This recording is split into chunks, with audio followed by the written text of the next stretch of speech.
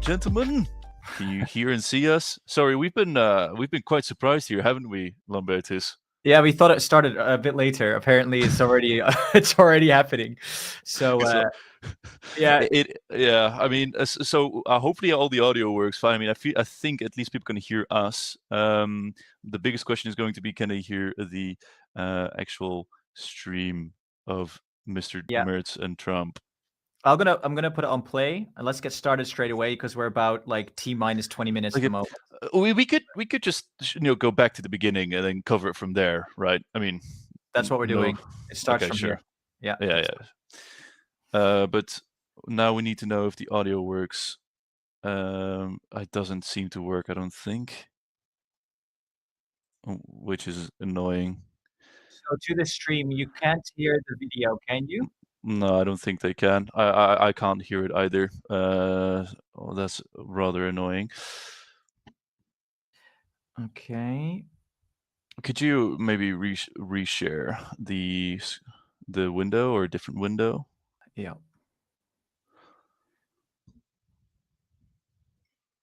Sorry, guys. Hang there with us. Now I can hear. Yeah, hold on. We do that in Germany very much, and we. Let me know when to play it. I'm making sure everything fits neatly inside the window. Once again, okay. Or you can do everything, Elliot. I'm just going to give a quick intro to everyone here. So thank you everyone for joining us. What we're doing today is we are looking at Merz, the German Chancellor. You can see on screen who is that's a great shot of him, who is basically meeting Trump in the Oval Office. And we're kind of excited for this because maybe there's some surprises. You know how Trump likes to corner his participants in their pilgrimage into the White House. Yeah. So, yeah, we're gonna watch it together. I think everything's set up, and when there's something peculiar that happens, we'll pause the actual video and we'll discuss it. Right, Elliot? Yeah, I think so. So I feel like maybe beforehand we can ask the chat as well what they prefer, because this was a question from us last time. Is how much talking do people like? When should we shut up and when should we talk about it? But I feel like we can definitely pause a few times through to discuss what's going on. But yeah, I feel like we can just all right. Let's send go. it. Let's go. Let's Do go. it here. We're having a very good run. Yeah. I also had a great election. Let us know if the audio is too loud. Won the popular vote, all 7 soft. swing states, which is a big deal. Yeah. It's pretty unusual to do that. And we have a great mandate from the people. And part of our mandate is we're going to have a great relationship with your country. So I just want to thank you very much for being here. And if you'd like to say a few words. Absolutely. So, thank you, first of all, Mr. President, for your kind invitation to come to Washington, D.C. I was in this building first time ever in 1982. I told you when former President Ronald Reagan was in office. So I'm very happy to be here again and to offer our close cooperation with the United States of America. Yeah. We are having so much in common, our history. We owe the Americans a lot. We will never forget about that. And so with your German provenance, I think this is a very good basis for close cooperation between America and Germany. So again, thank you. Thank you for the hospitality, and thank Already you for being very thankful. having your guest house for a night. This is a great place. Great place. Many thanks for that. I really enjoyed it.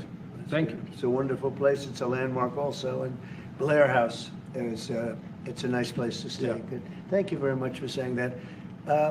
Would you have any questions, please? Mr. President, on your new travel ban, why now? And if the Boulder attack was part of your reasoning, why not include Egypt on that list where the suspect is from?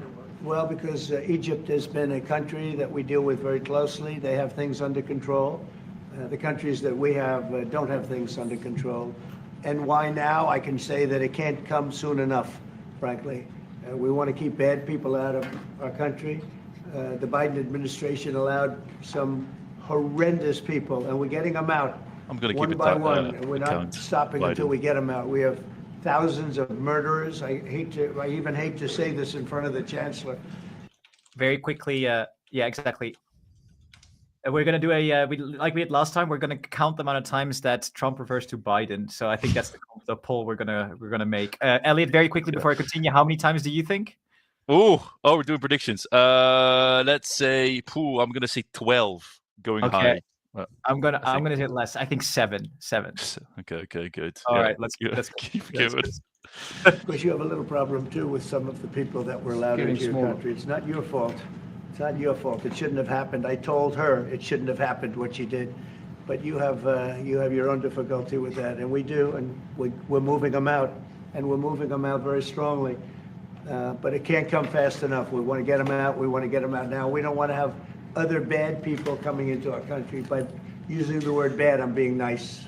Okay, question? Yeah, but this is Please. not related to You Merz at put out all. on Truth Social a post regarding your conversation with President Xi. Right. Can you talk about whether or not you feel that trade talks, trade relations are back on track after appearing to be a little bit off track last week? A little bit off track. It was only the complexity. It's pretty complex stuff. We had a very good conversation with President Xi a little while ago, just before your arrival. In fact, we just hung up and they said, "You're here." I said, "That's pretty good." Two great leaders of the world in a very short period of time. We had a very good talk, and we've straightened out any complexity. It's very complex stuff, and we straightened it out. The agreement was we're going to have Scott and Howard and Jameson will be going and meeting with their top people and continue it forward. But no, I think we have everything. I think we're in very good shape with China and the trade deal. We have a deal with China, as you know, but we were straightening out some of the points, having to do mostly with rare earth. Very magnets civil, and very some civil other so things. far. Those reduced trade tariff But rates, they remain in This is too effect. complex. Yeah, we have the deal. I mean, we've had a deal. We announced the said so. deal. And we'll be, I guess you could say, I wouldn't even say finalizing it up, Scott. I would say we have a deal, and we're going to just make sure that everybody understands what the deal is. Okay? We had a really good conversation. By the way, he invited me to China, and I invited him here. We both accepted. So I'll be going there with the First Lady at a certain point, and he'll be coming here hopefully with the First Lady of China. It's so weird that Did you talk about these, like, they're just asking him questions as, you know, it's his hour, but so why is Merz kind of sitting there is my question now? Are you just kind of there to listen along, or? Yeah, I think it definitely is Trump's hour, man. He misses The Apprentice, so he wants to have a spotlight on him. Yeah, maybe that's it. I don't know. I'm just waiting for, you know, when does Europe come in? When does Germany come in? Because, you know, this is all fine. It's all breaking news for the past few days for Trump. But... Well, last time there were questions planted, right? Well, at least that was the rumor. So let's see. I think something could still happen. Yeah. about the Chinese students? Are you allowing them to come to the US? No, Chinese students are coming. No problem. No problem. Okay. It's our honor to have them, frankly. Look, we want to have foreign students, but we want them to be checked. You know, in the case of Harvard and Columbia and others, all we want to do is see their list. There's no problem with that. This is anybody outside of our country, international students, because when we see some of the people that we've been watching, we say, where do these people come from? How is that possible? No, we want to have foreign students come. We're very honored by it, but we want to see their list. Harvard didn't want to give us the list. They're going to be giving us the list. I think they're starting to behave, actually, if you want to know the truth.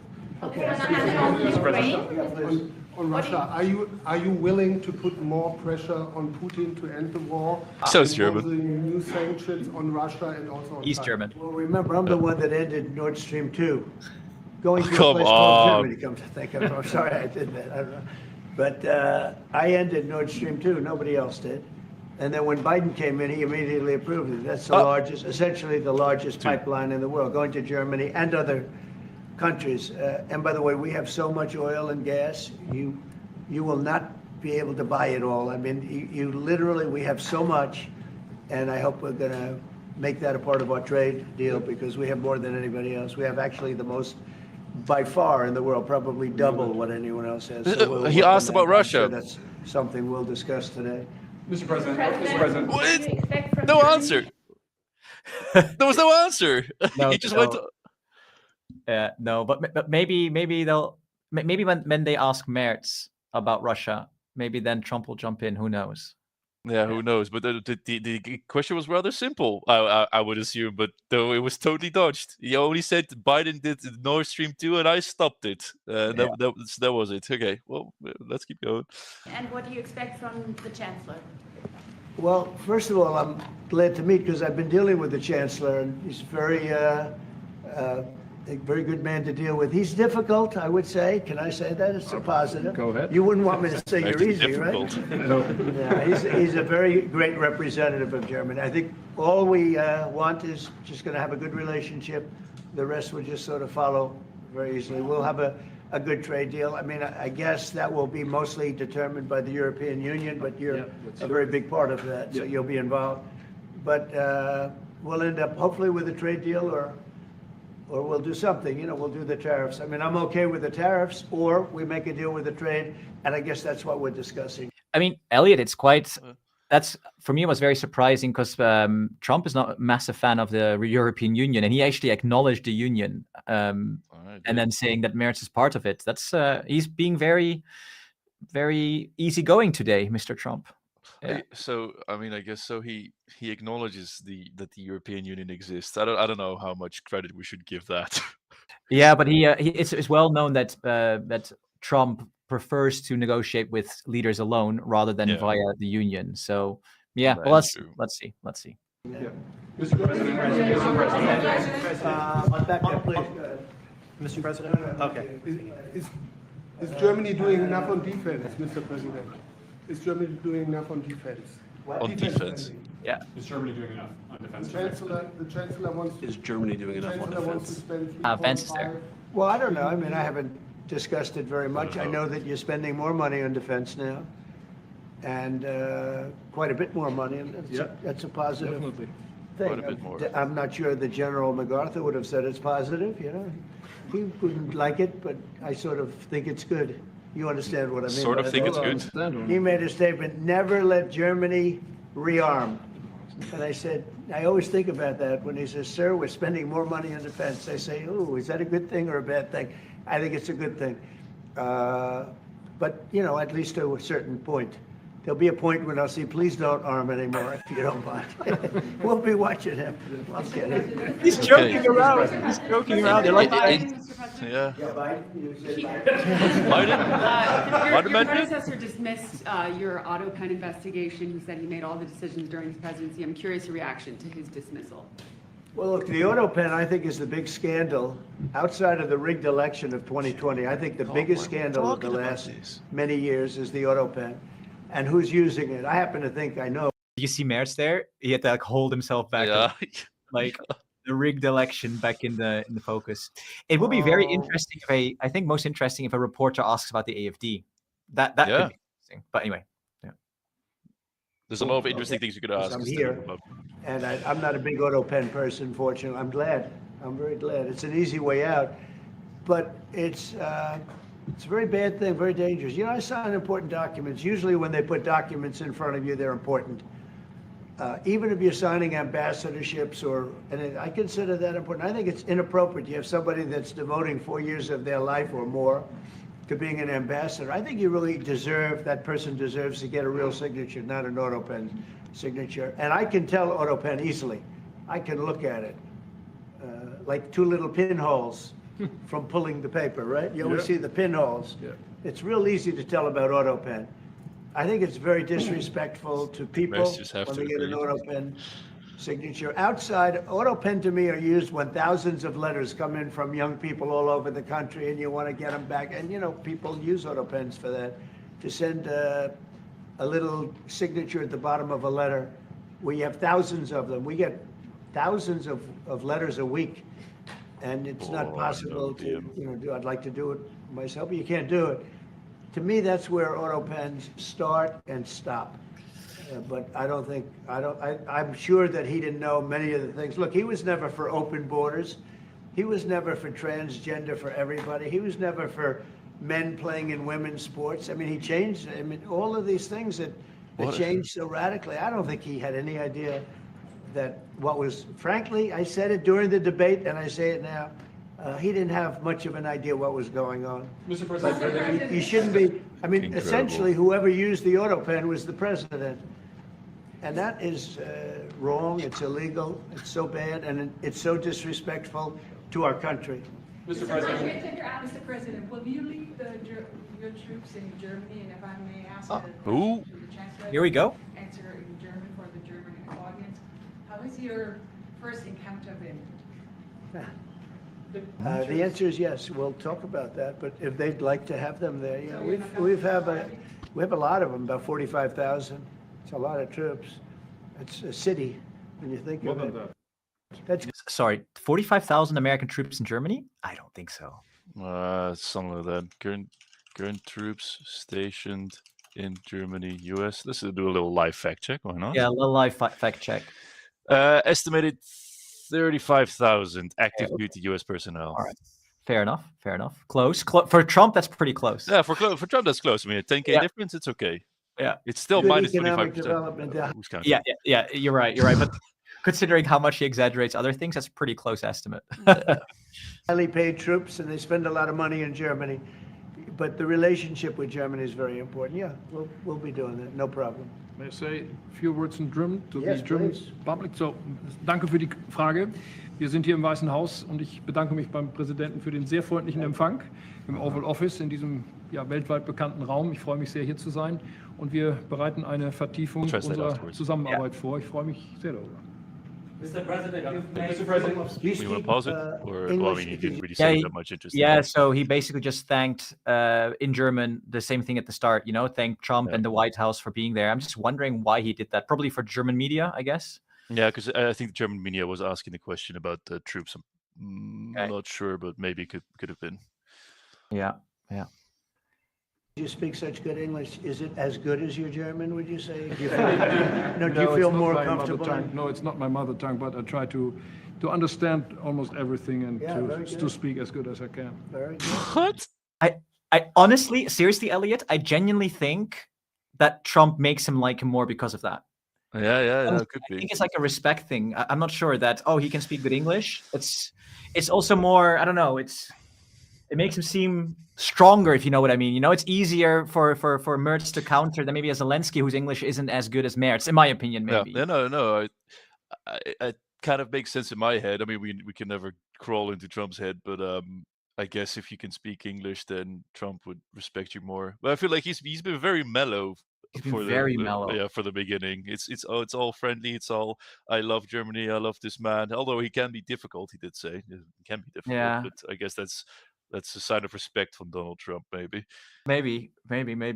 Yeah, Liam Baumann in chat says Trump goes by those superficial things, and I feel like there's enough evidence for that as well. Yeah. Where I think it's a good point by Liam. Yeah.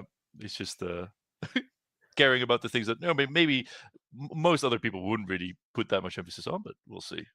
Yeah. You know, it's Mr. President, you've made it's an achievement, actually. Mr. President, can I follow up on the auto pen? Thank you, Mr. President. The criticism that I've seen, and I'm sure you've seen, regarding Elon Musk and your big, beautiful bill, what's your reaction to that? Do you think it in any way hurts passage in the Senate, which, of course, what is you're seeking? Well, Oh, look, you know, I've always liked Elon, and it's always very surprised. You saw the words he had for me, and he hasn't said anything about me that's bad. I'd rather have him criticize me than the bill, because the bill is incredible. It's the biggest cut in the history of our country. We've never cut. It's about 1.6 trillion in cuts. It's the biggest tax cut. You would say, people's taxes will go way down. But it's the biggest tax cut in history. It's we are doing things in that bill that are unbelievable. And when you look at what we're doing for small businesses, for people, for middle-income people, can we all pause of the real quick? things that we're doing, Only for 1 second. nobody's ever seen anything like it. yeah. Because I for this live stream I told myself that I wanted to listen a little bit more to the actual factual things that he's saying. Isn't it the bill that he's proposing? Wouldn't it add literal trillions to the deficit? 3 trillion, I think. I think it was Yeah. 3 trillion. Like 2 to 3 trillion to the deficit over the coming decade. Yeah. And he's talking about it saving money. Okay.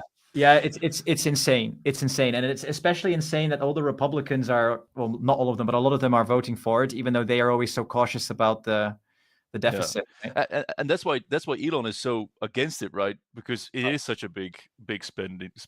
So Yeah, I mean, there are rumors that Elon got fired, right? No, he's out. He's out. Elon probably hit back at Trump. Maybe it's just a conspiracy or a rumor about this bill, and maybe that was one of the reasons he left or was fired. Okay, but I hate how we're still talking U.S. politics whilst Merz is sitting there. Come on. And Elon's upset because we took the EV mandate, and which was a lot of money for electric vehicles, and they're having a hard time, the electric vehicles, and they want us to pay billions of dollars in subsidy. And Elon knew this from the beginning. He knew it for a long time ago. That's been in there. That's been, I would say, JD, that hasn't changed. That's been right from the beginning, Mr. Secretary. That hasn't changed at all, right from the beginning. But I know that disturbed him. He wanted, and rightfully, he recommended somebody from that he, I guess, knew very well. I'm sure he respected him, but to run NASA. And I didn't think it was appropriate. And he happened to be a Democrat, like totally Democrat. And I say, look, we won. We get certain privileges, and one of the privileges, we don't have to appoint a Democrat. NASA is very important. We have great people. General Kane is going to be picking somebody with our. We'll be checking him out, and seeing. But he wanted that person, a certain person, and we said no. And I can understand why he's upset. Remember, he was here for a long time. You saw a man who was very happy when he stood behind the Oval desk, and even with the black eye, I said, "Do you want a little makeup? We'll get you a little makeup." But he said, no, I don't think so, which is interesting and very nice. He wants to be who he is, so you could make that statement too, I guess. Look, Elon and I had a great relationship. He said had. I don't know if we're well anymore. Yeah, I was he did. surprised because you were here. Everybody in this room practically was here as we had a wonderful send-off. He said wonderful things about me. You couldn't have nicer. Said the best thing. Couldn't have been nicer. He's worn the You wanted to hat. marry me. Trump was right about everything. And I am right about the great, big, beautiful bill. We call it a great, big, beautiful bill because that's what it is. And again, biggest tax cuts in history, biggest economic development moves anywhere. We've never done anything like it. Business is spurred. And I don't know if you've seen the numbers, but the numbers came out. Even the CBO, which is run by Democrats, said that we're going to be doing, I'd like you to discuss it, the 2.8 trillion that CBO, this is a group of people that are Democrats. They're very hostile to us. Is Merz even They just there? came out with phenomenal numbers. He's what just it on the does. You want to side. mention that, Scott? Yes, sir. So what we've seen is we keep hearing from the CBO that there's going to be a large deficit from the bill, which we disagree with, but using the CBO scoring, they came out and scored the tariff revenue. We think it'll be the minimum of 2.8 trillion over the 10-year window, which actually puts the bill in surplus if you include the tariff revenue, which they won't do. It gives you a tremendous surplus, but we're not allowed to use that. For some reason, they say scoring. Nobody knows what scoring means. Maybe a couple of people, but nobody. Somebody sits in the background, they say, well, we're not going to allow that. They're not allowing other things that we have that are tremendously profitable for our country. But if you saw the other day, CNBC, they came out with like this. numbers, and the people on the show very We could fast forward it, but let's stick with it for a while. But hopefully we will go to Europe soon. good people. I've watched them for a long time. They couldn't believe the numbers, how good they are. The numbers were incredible, and that was personal income and also very low inflation. We have very low inflation. We're down to 2% now, and maybe even lower than that. And when I took it over, it was a mess. Remember, we had the worst inflation probably in the history of our country.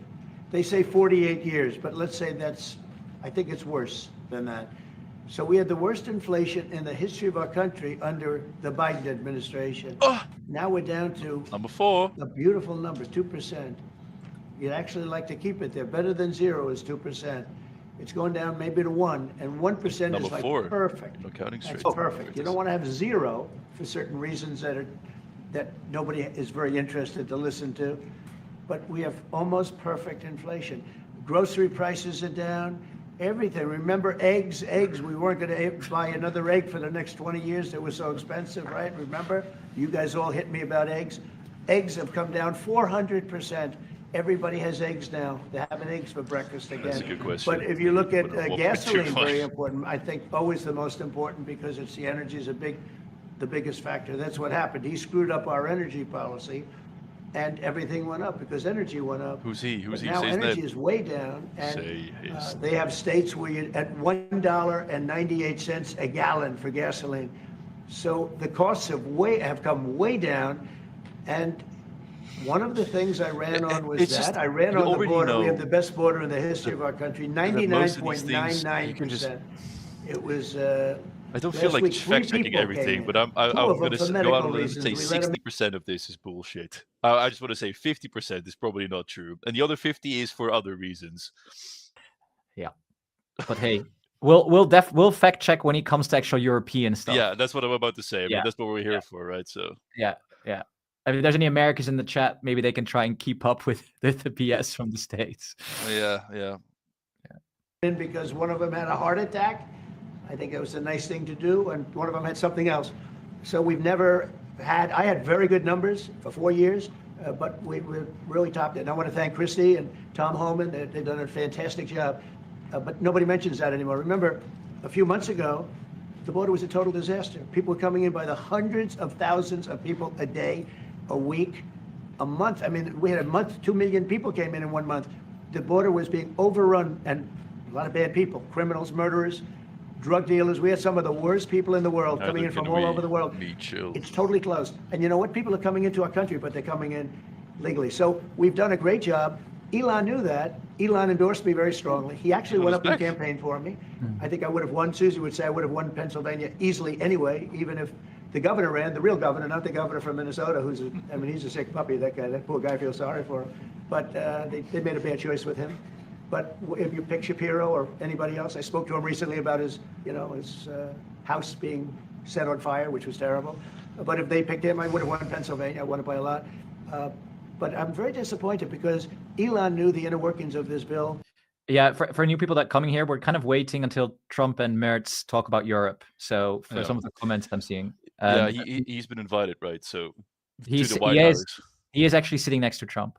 Yeah, for those that don't know, we haven't seen him for a while. Better than you people. He knew everything about it. He had no problem with it. All of a sudden he had a problem. And he only developed the problem when he found out that we're going to have to cut the EV mandate because that's billions and billions of dollars. And it really is unfair. We want to have cars of all types. Electric, we want to have electric, but we want to have a gasoline, combustion. We want to have different. We want to have hybrids. We want to have all. We want to be able to sell everything. And when that was cut, and Congress wanted to cut it, he became a little bit different, and I can understand that. But he knew every aspect of this bill. He knew it better than almost anybody, and he never had a problem until right after he left. And if you saw the statements he made about me, which I'm sure you can get very easily, it's very fresh on tape. He said the most beautiful things about me, and he hasn't said bad about me personally, but I'm sure that'll be next. But I'm very disappointed in Elon. I've helped Elon a lot. Mr. President, I just want to clarify, did he raise any of these concerns with you privately before he raised them publicly? And this is the guy you put in charge of cutting spending. Should people not take him seriously about spending now? Are you saying this is all sour grapes? No, he worked hard, and he did a good job. And I'll be honest, I think he misses the place. I think he got out there, and all of a sudden he wasn't in this beautiful Oval Office, and he's got nice offices too.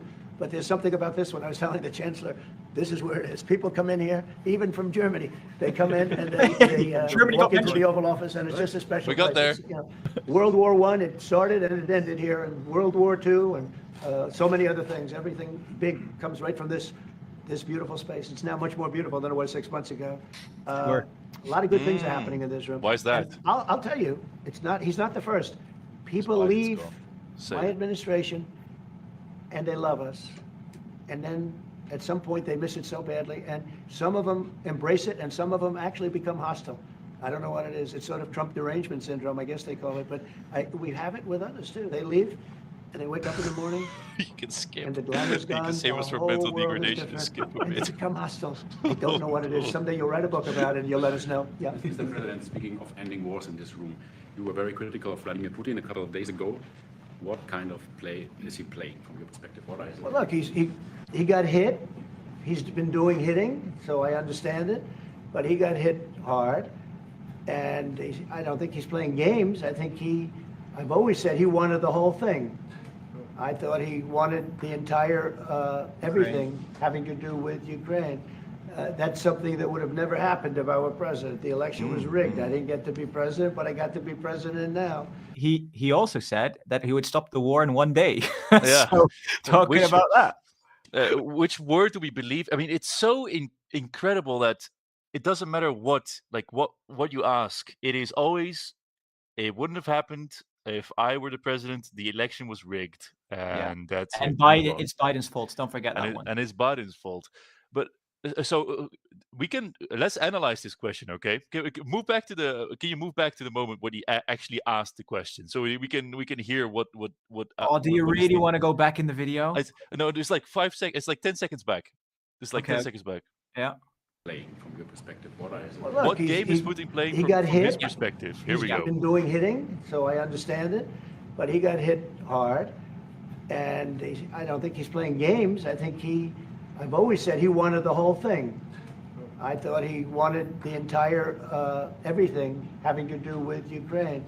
That's something that would have never happened if I were president. The election was rigged. I didn't get to be president, but I got to be president now. And I think it's a much more important presidency, other than a couple of things like that. The war would have never happened. Biden? The war with Ukraine, with Putin, would have never happened. Ever, not even a chance. And it didn't happen for 4 years. And it wasn't thought of. I used to talk to him about Ukraine a lot. It was the apple of his eye, but he would have never done what he did. And I think mistakes were made by him, but I think mistakes were made by other people. The president should have never allowed that war. Biden should have never allowed that war to happen. If you had the right guy in here, that war would have never happened. Israel would have never happened with Hamas. Okay, pause. That would have never happened. The attack on Israel would have. So the question was, what game is Putin playing? And the first sentence was, he's been hit and he's hitting, and I don't think he's playing a game. And that was, and he said Putin wants it all, wants all of Ukraine, and that was the analysis. And then, like that 15 seconds, then we go off to Biden, and now Hamas as well. Okay, we got there in the end. Yeah. Let's continue. I might put a 1.5. Never happened because Iran was broke. They had no money. They had no money to give to Hamas or Hezbollah or anybody else. And all of that would have never happened. Inflation wouldn't have happened. It was caused mostly by energy. And the Biden administration messed up my great energy policy. We were down into the 190 a gallon. And it would have never happened. It was caused by energy and their bad spending on the Green New Scam and other things that they spent on. But all of those things would have never happened. But maybe most importantly, the war, Chancellor, with Russia, would never have happened with Ukraine. It was something that would have, I dealt with Putin a lot. There was no chance, zero. And a lot of people say, how do you know? For 4 years it didn't happen. There was never a chance of it happening. And he understood the consequences. Now, it's a shame. I mean, when you see all of those people, they came out with a report today that millions of people have died, much more than people thought. And I've been saying that for a long time. Isn't saying anything. The amount of death in that war is far greater than the news has been reporting, or than, frankly, that either side has been reporting. It's a very sad thing. And I can tell you, just speaking for the Chancellor, because we speak about it, he feels the same way. He wants to see it ended. Would you like to say something? Absolutely. And I'm here, Mr. President, to talk with you later on how we could contribute to that goal. And we all are looking for measures and for instruments to bring this terrible war to an end. And may I remind you that we are having June 6th tomorrow. This is D-Day anniversary, when the Americans once ended a war in Europe. And I think this is in your hand in specific, in ours. That was not a pleasant day for you? No, that was not a pleasant. This was not a great in the day. long run, Mr. President, this was. He's quite smart though, Merz, isn't he? He's like literally like rubbing the American, like thanking America and everything he's answering. I guess he has to do that, but God, man, in my head, how cool would it be if Merz was just like, whatever you just said, that's bullshit, okay? none of that applies. So Trump said, if I was president, it never would have happened. Merz just ignores everything that he said. Yeah. Trump said, and even Merz agrees, even the Chancellor agrees. But Merz just sits there, like silently doing nothing. Yeah, but there's nothing to win off that. If he antagonizes Trump will literally after the meeting literally stop all aid to Ukraine, or he'll just react snappily, and that will not end well. But I understand what you mean. I understand what you mean. You're right, but it's just so incredible. And then Merz has to say the things, we want to try to stop the war and you want to bring it to a good end, and then goes fully into glory to the USA, with when the USA came to Europe to stop the war, as no one else was fighting this war. Elliot, if we in Europe actually, I hate to say it again as always, but built our autonomy that we could actually stand on our own 2 feet, then we wouldn't have to do this little pilgrimage to Washington and try to get buy-in from Mr. Trump, right? Yeah, and keep him happy. That's the most important part. Or at least not antagonize him that he does something abrupt that we don't want. Anyway, let's continue. Yeah. The liberation of my country from Nazi dictatorship. That's true. That's true. And we know what we owe you. But this is the reason why I'm saying that America is again in a very strong position to do something on this war and ending this war. So let's talk about what we can do jointly, and we are ready to do what we can. And you know that we gave support to Ukraine, and that we are looking for more pressure on Russia. The European Union did, and we should talk about that. We will talk about it. And it's good timing. The numbers for our country are through the roof. The economic numbers, because of the election and because of tariffs and other things, a lot of things. But we've had some of the best numbers we've ever had. They were reported yesterday, the day before, and even today. Country's doing really well. I think that one of the things you'll be most interested in is that 6 months ago, we were having a hard time getting anybody to join our military. They just couldn't do it. The numbers were record low. We couldn't get people to join the military. It wasn't me. This was before I got there, the past administration. But 6 months ago, a year ago, the numbers were record low. You couldn't get them to join. That included the police. The apology. You couldn't get them to join. Now, We just hit the highest number in the history of our country, we think, but very close, but the highest in the history of our country, recruitment, joining the Army, Navy, Air Force, Marines, Coast Guard, police forces all over the country. What did you do for that? What was the Everyone result? knows. They love our country again. You're going to do the same thing. Spirit. We have great spirit is back in our country, and it's very simple. And, you know, it was only, Susie, 6 months ago, right, that you got reports, you're the one that released them, that you couldn't get anybody to join the military, and now we're stocked.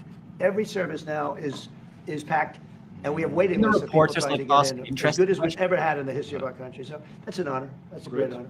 Yeah. 1 second. Yeah, Pause it for you 1 second. best. You've had enough. Go ahead, please. Yeah, see how interesting it is where, you know, Merz gives a compliment about the United States. You know, the United States is in a position to do something great.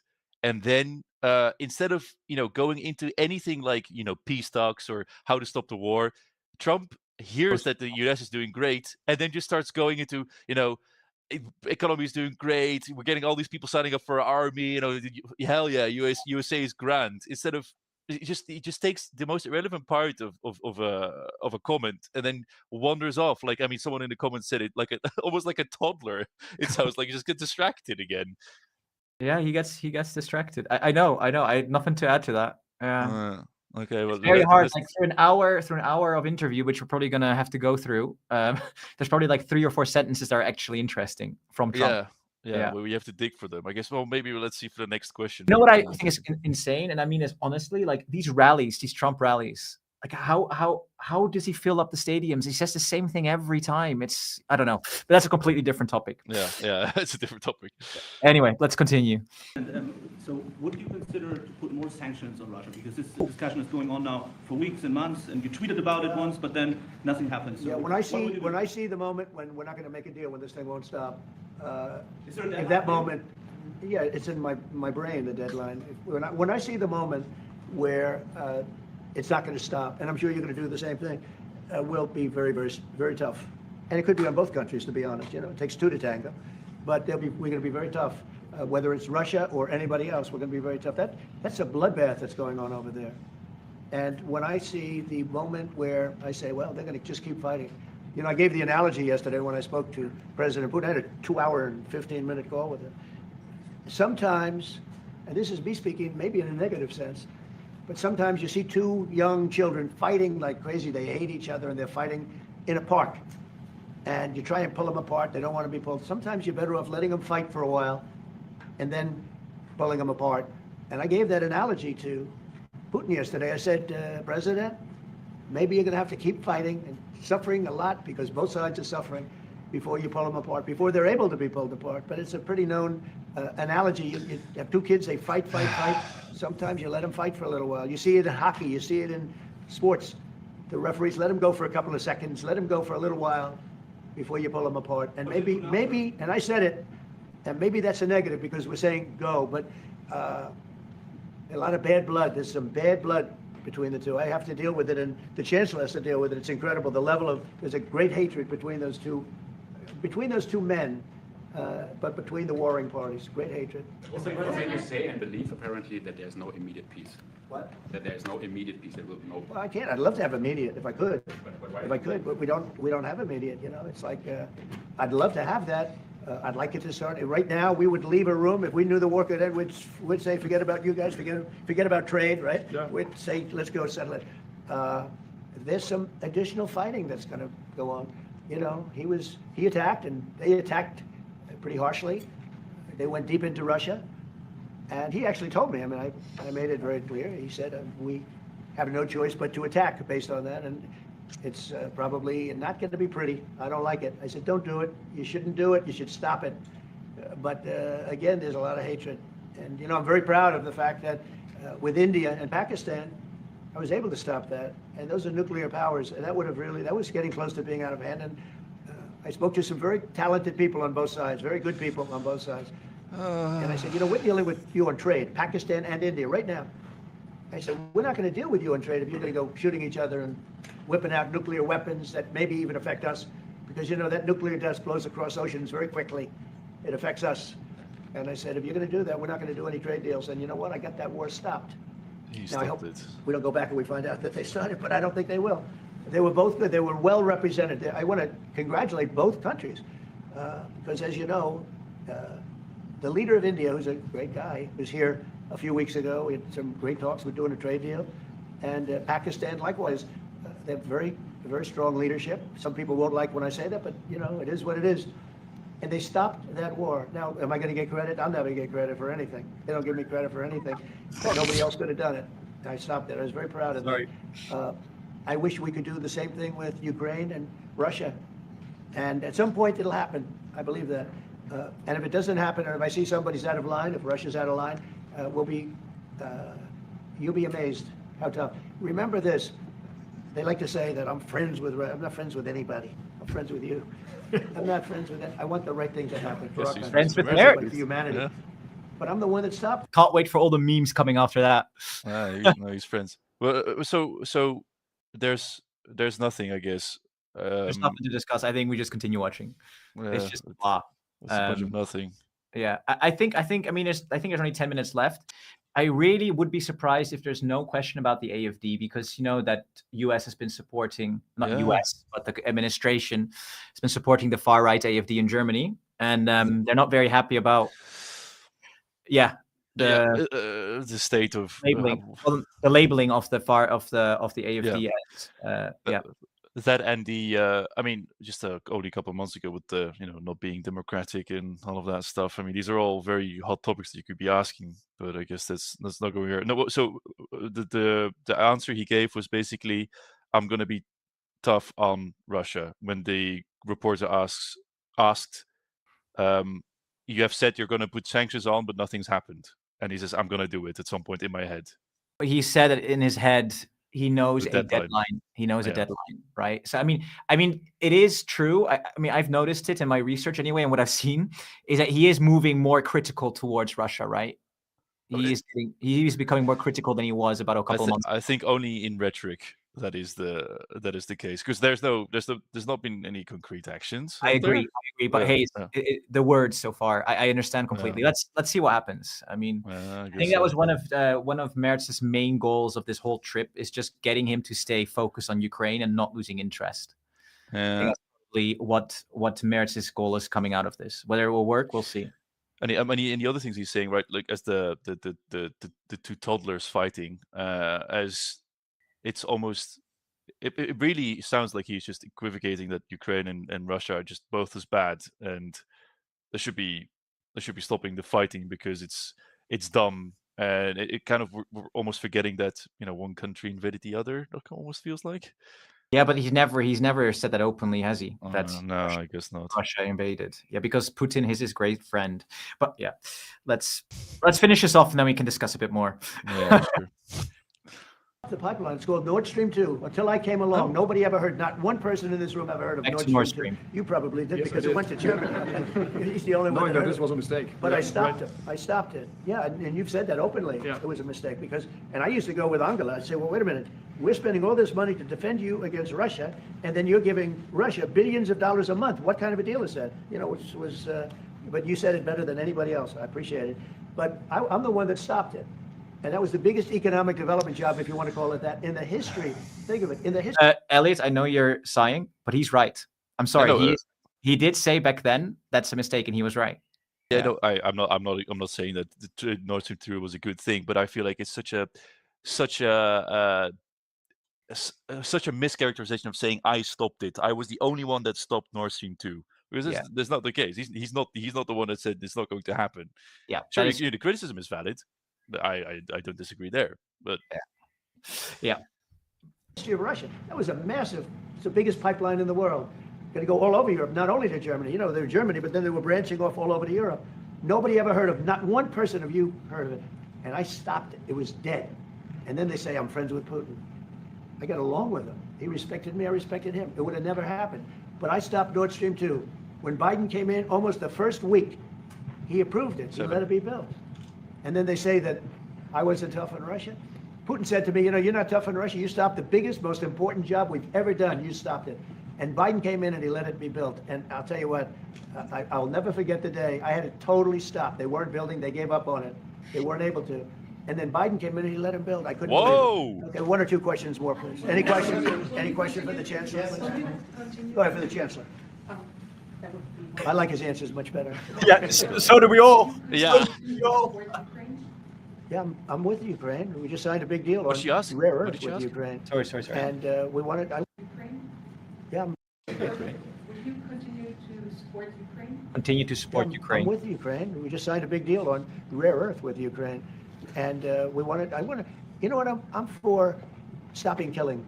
Really, that's what I'm for. Again, a war that would have never started, should have never started. I want to see the killing stop. We spent $350 billion, much more than Europe, but Europe spent a lot also. I mean, they spent way over 100 billion. Yeah. So you're This is talking not about close to $500 billion went into that whole thing, and it's not even the money. Yeah, let's do a fact check because I always like checking this. Europe spent more than the US. Yeah. On supporting Ukraine. So just to make it very clear. But hey, Trump acknowledged that Europe spent a lot. Maybe that's a win already. At least we did. Yeah, at least we did a lot. So it's also important to say that it's the reason why we spent more, or the area where we spend more in, is in actual like financial and humanitarian and like just like mainly cash or cash. I shouldn't say cash, but when it comes to actual funds. So most of the United States spending comes from military hardware. Yeah, and that for a reason, right? Because they also Yeah. gave a lot of money so that the Ukraine would literally just buy American gear. So indirectly, it was an investment in their own economy. Which not to say it's bad that they did that. It's great that they support Ukraine. I think so, but there was a bit of self-interest there too. Let's be honest. No, obviously, yeah. So I mean, this is just not true. But yeah, we can. Yeah. And I know with you too, it's a lot of money, but it's the death that's being caused. We went to the Middle East. I went last week to the Middle East. We took in $5.1 trillion. That's many times. It's 30, 40 times, 50 times more than what we're talking about. It's think of that, $5.1 trillion of investment with one trip that lasted 4 days. So it's not the money. It's a little bit of money, but not the money, the big thing. The big thing is the death. The death of, and really the decimation. You've lost a whole culture. You know, Ukraine had the most beautiful turrets. They call them turrets.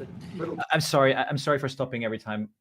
Everyone here, but it is 100% about the money for Trump. I mean, look at him cozying up to Putin and then talk after the phone call. His comments were, "We're going to make a great deal with Russia at some point. There's like economic interest for both of us." If you ask me, as my personal opinion, he is all about the money.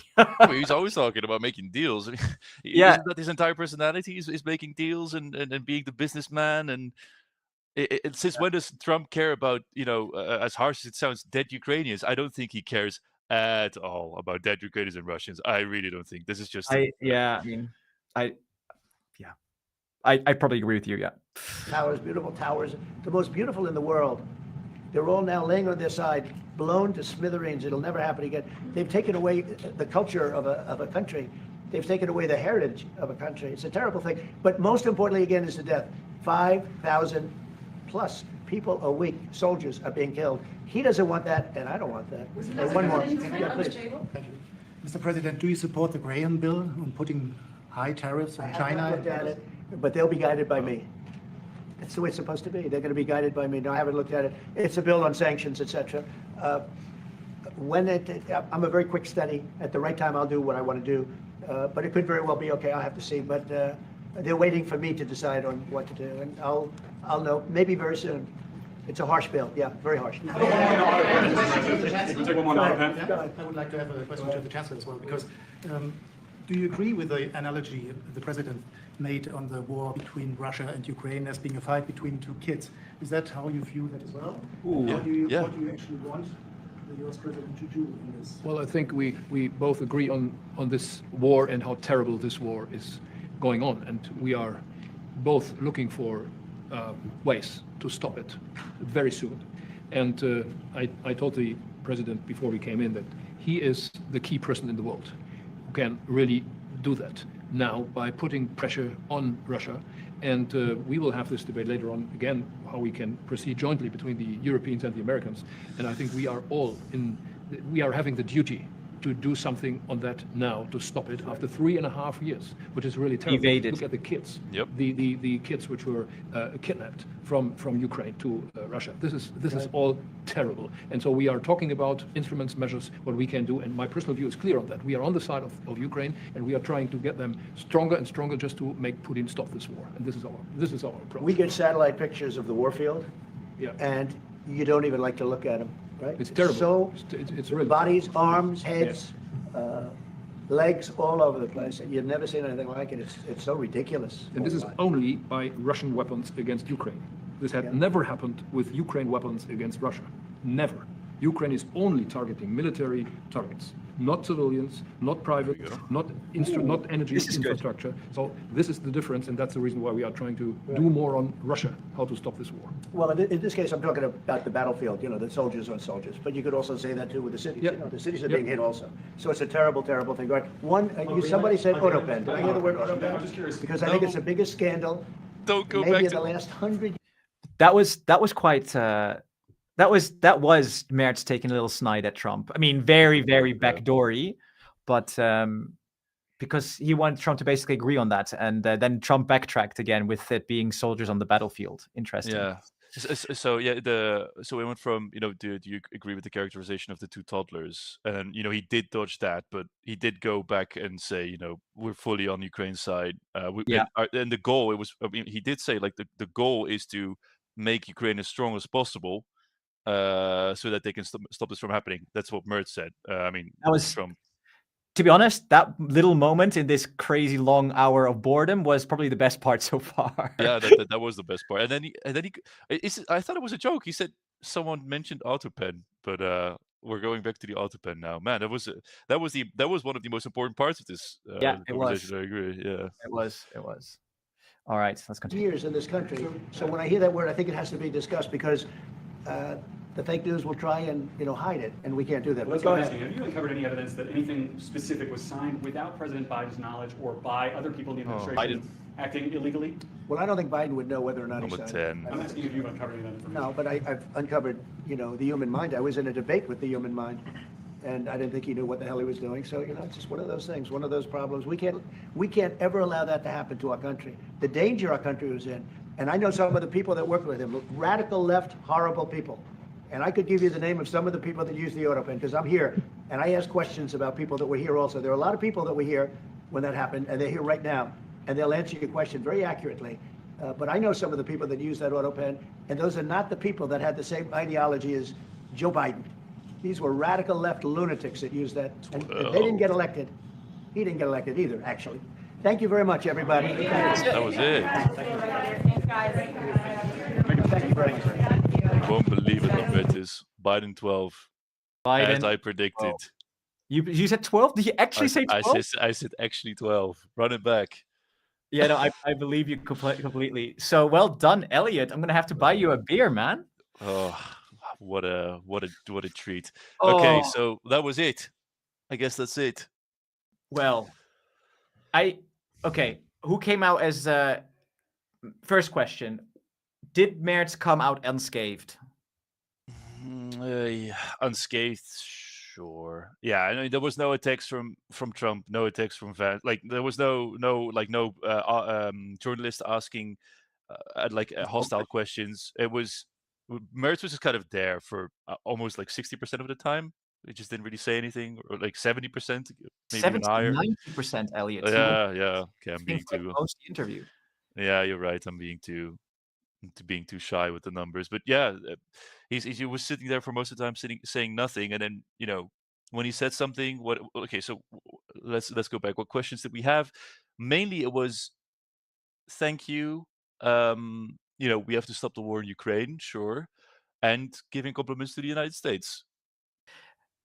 I think Merz went into that probably with two goals, if my opinion. So before the call, before this meeting, he probably thought, okay, Ukraine is probably the biggest topic for us. That's number one.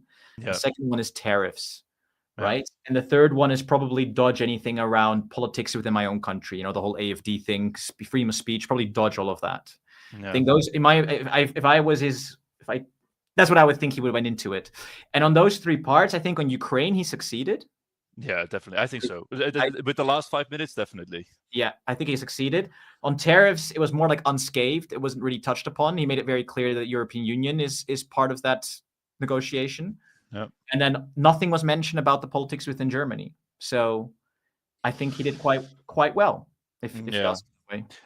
Yeah, it's just a shame that I guess it's the way these things are structured, where most of the American journalists are asking him about U.S. U.S. news and U.S. breaking news, where Merz probably shouldn't say anything there, especially when No. it comes to all of To these. be honest, US I think he's probably happy. I think he's happy to sit there and just not say anything. He's like, look, I need to talk to Trump one-on-one. This is just a show for TV. Yeah, maybe. You know, Merz is on Fox News at 12 p.m. tonight. Oh no, I didn't. He's on Yeah. Fox. Okay, that's going to be maybe a bit more interesting. I'm going to stay on to watch that because then Merz will get to talk a lot. Yeah, because I assume they're going to interview, like it's going to be specifically about him, right? So. Maybe anyone, if you have questions or comments that you would like us to answer, everyone, just tag us, just like RedSep did. And RedSep said it's a mistake for Merz going there at all. You're being too optimistic. Merz sat there like a little child the entire time while the big man Trump did whatever he wanted. See, I fundamentally disagree with that comment. I think it is good that he went there, and I think it is good that he's representing our interest there, even though if he doesn't say a lot, right? Because this is not all. He will talk to them behind the scenes. He will, and I think as Europeans in this state, we should still do everything we can to keep the US on board, or at least limit damage control, rather than just, not doing anything. Or would you disagree?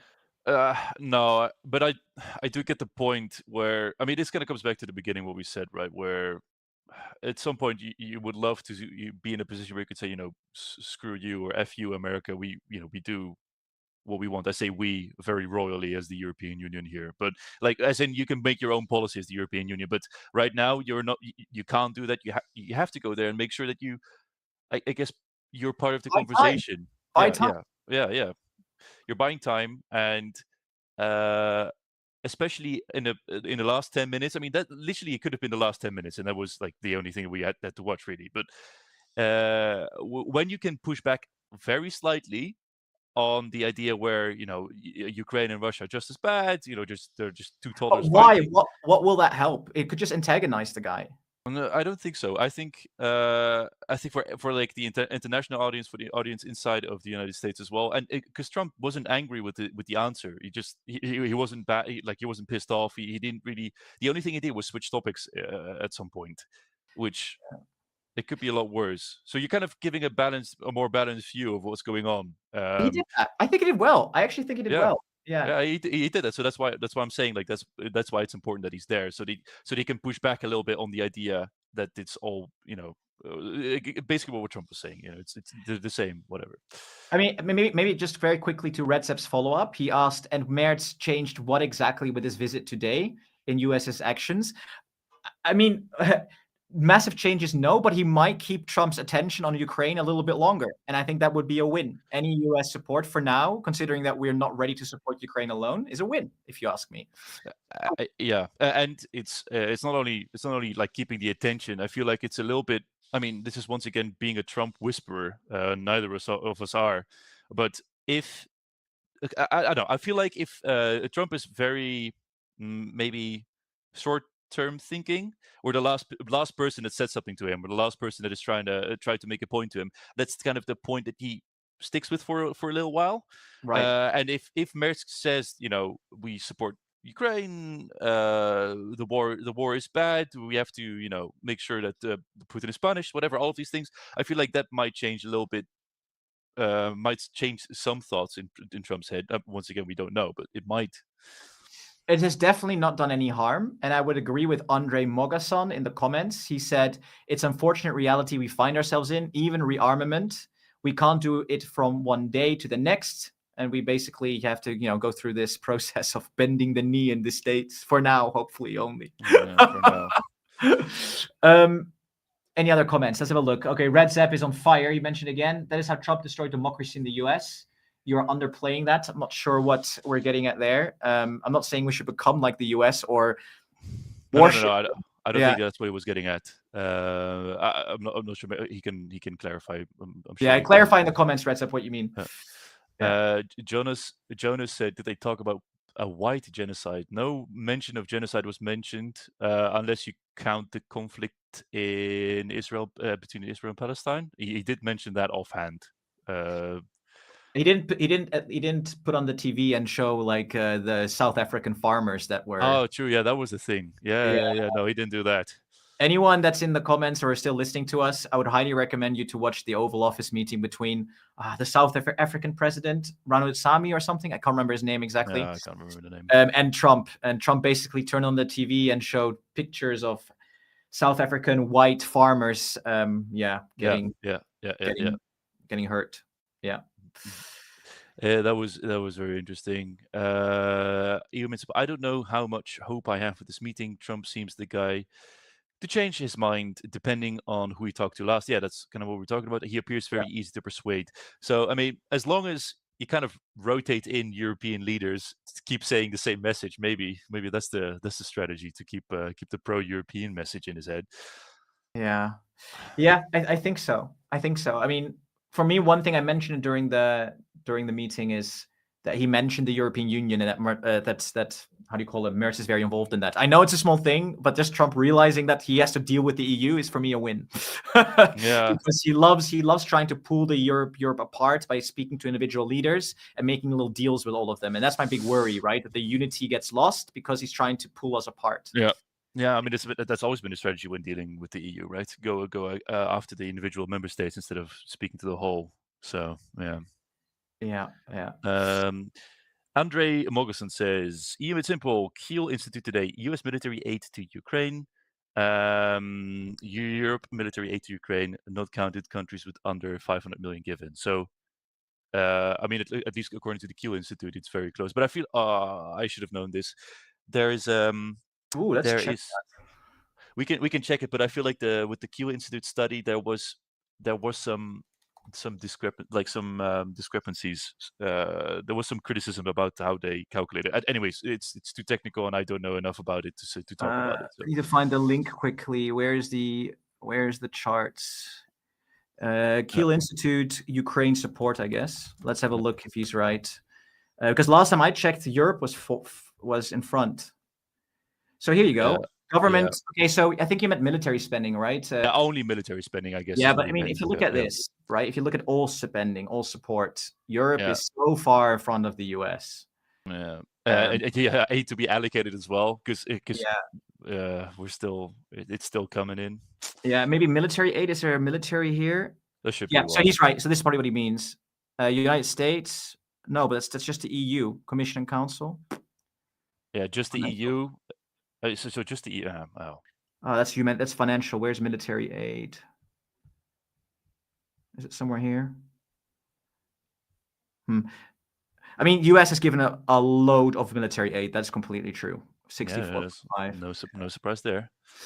Yeah. Well, let's see. What other comments do we have? Greetings from Bulgaria, says Balkan Patriot with the Bulgarian flag. My apologies for the sidetrack, but I must ask, how did all EU countries, such as Germany, react initially to the Euro adaptation?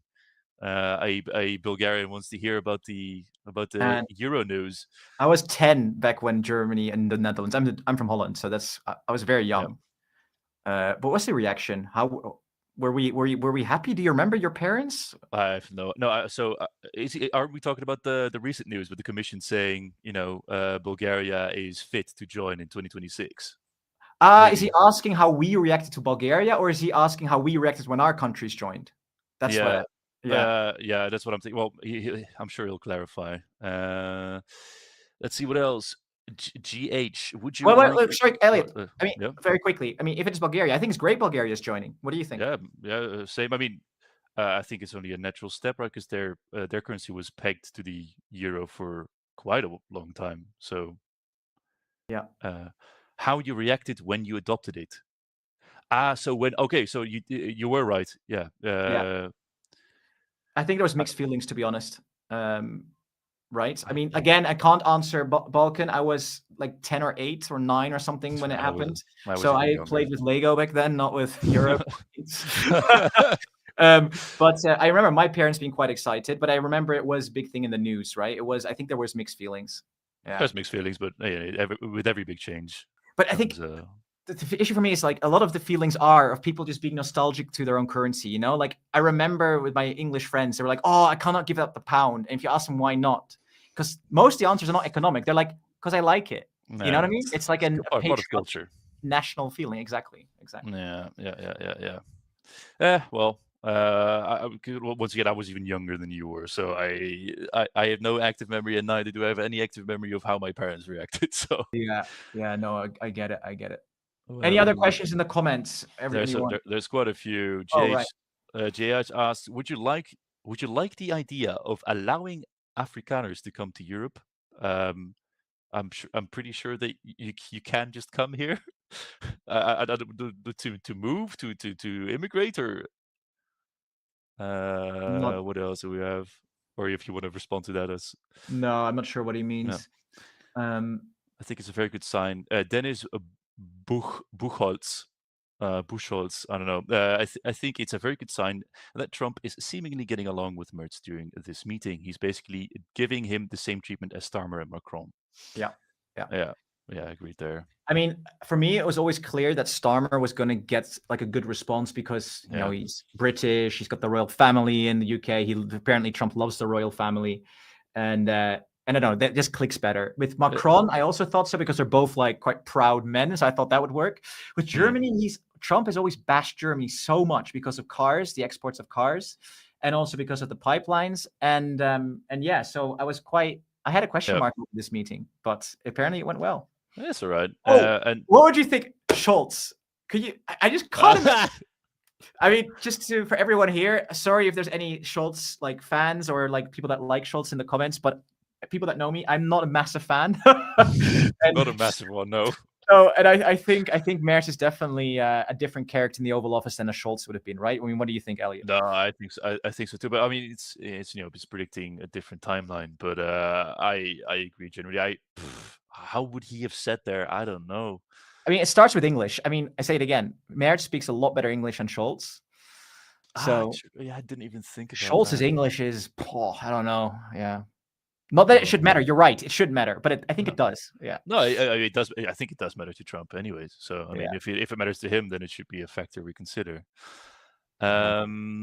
Let's say, okay, the top coder. Does EU have any concrete means to prevent individual member countries to sign deals with US on their own? It depends what deals. Yeah. Right. So for example, the EU has exclusive rights or exclusive competency for trade. So anything on trade, single countries can't really sign deals with the US. But the problem is once countries start breaking those deals, if things get so bad that that Meloni, for example, is like, oh, Trump, please give me something, then she would be breaking potentially EU law. And that's when the United Europe could fall apart a bit. Yeah, it gets a lot more hazy. I mean, so technically, and in most normal cases, when it comes to trade, it's all up to the European Union. But not anything else like defense, stuff like that. It's all. Yeah. That's what member states themselves can go after. And I'm quite proud of that, to be honest. I quite like the idea that trade is in the EU's hands. I mean, one big example is agricultural goods. Do you really want to be eating US meat and stuff like that full of? Yeah, and if it's not in the EU's hands, then the entire single market doesn't work. Yeah, it doesn't work.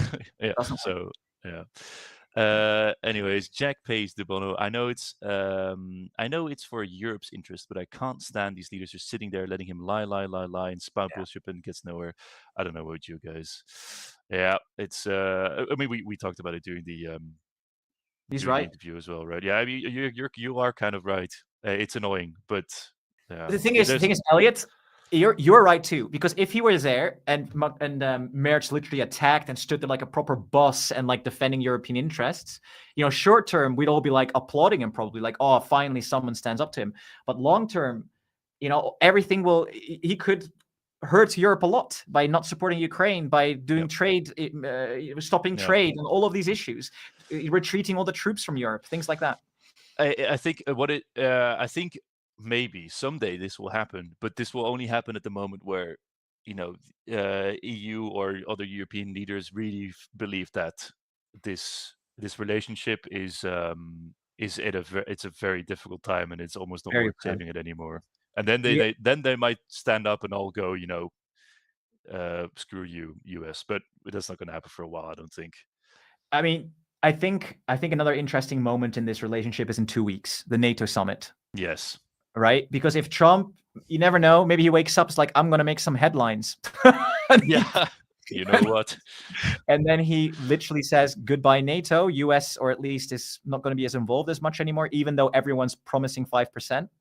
That could really hurt the relationship to a unrecoverable state. And now in a country without a government. How interesting is that? Oh yeah, Elliot, you're from the Netherlands, right? Yeah, we're both from We there. both are. We both are. We're gonna have to go and vote soon. Yeah, probably. Yeah. Past the summer probably is what people are saying now. But yeah. I like the comments. I really appreciate everyone chatting, even though we don't respond to you. If you like, once again, if you really want to get your questions or comments seen, read out, I mean, tag us for sure. But super chats both help us financially, supporting the channel, and we will definitely give you a shout out. So if there's any burning questions that you would like to ask Made Simple, or if you have any comments, make sure to use that feature. And of course, we'd be very, very grateful for it. And of course, for any Patreons, I see Holy Bully is online. He is supporting us financially, so thank you very much. Yep. Any comments from you, let us know. We'll definitely read those out. Yeah, it's annoying that we can't really see patrons in YouTube chat. That would be a good feature somehow. Yeah. There's a cool question here. The top coder, we made a video recently on a European army. Do you think the European army will ever happen, Elliot? Ever? I mean, ever is a long time, right? So, ever. I think it could ever happen. There is probably a future where, I mean, it depends on what, how deeply integrated we're talking. Are we talking just about battle groups? Are we talking about replacing it? I feel like some sort of combined battle groups can happen. And I would even go as far to say within 20, let's say 15 years. I could see that happening for sure. But like a complete army replacing all national armies, that's a completely different different topic.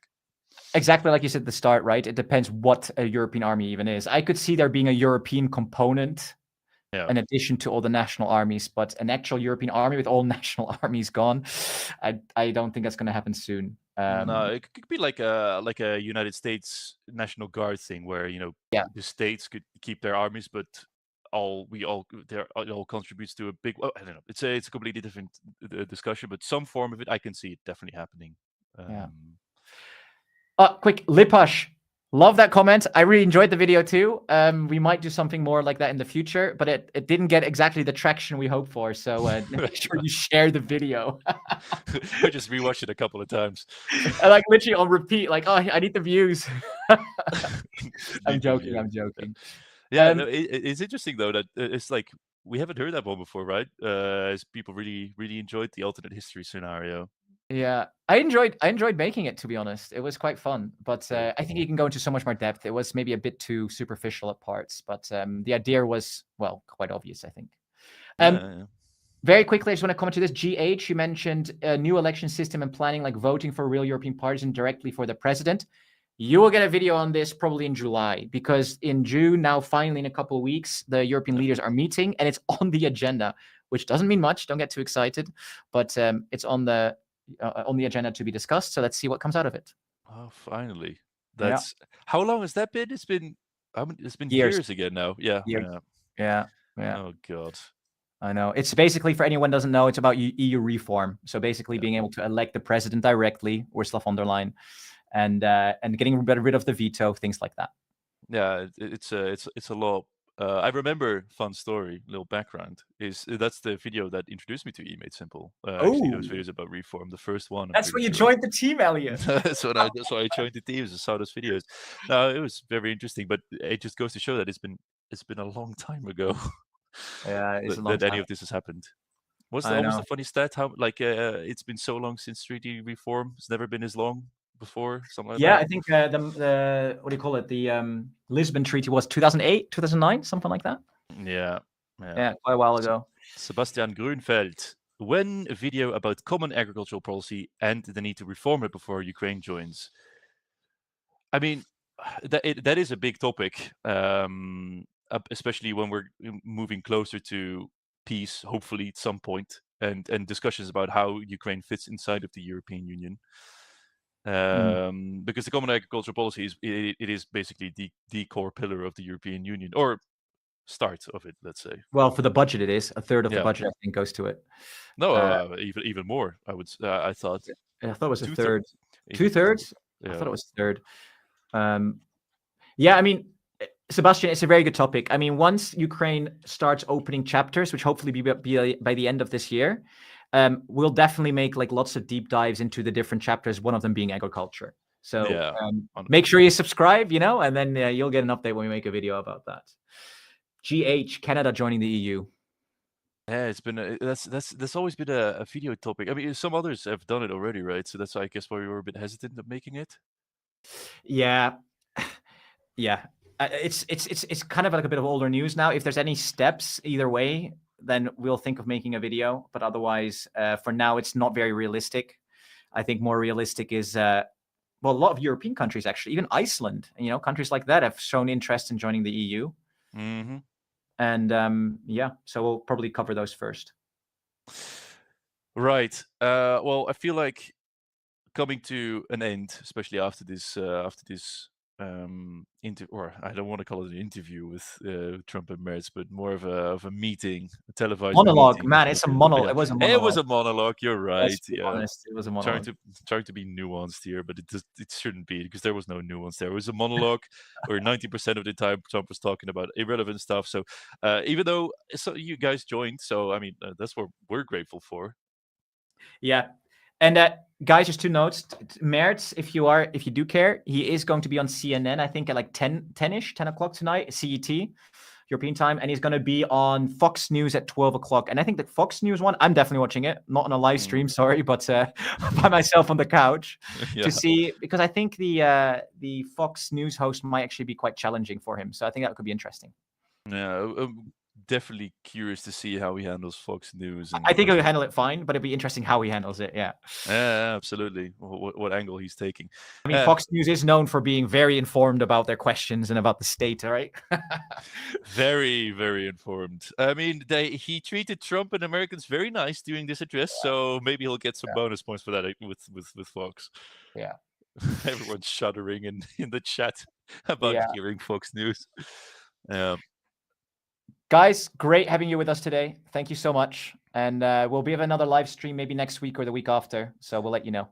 Yeah, definitely. I mean, keep looking out, because I saw some comments that people saying that they didn't know that we did live streams. So it's rarely we do some live streams. We're going to be doing hopefully some cool interviews coming up as well. So definitely keep checking out the live stream tab as well from time to time. And thank you all for joining. Bye. Bye.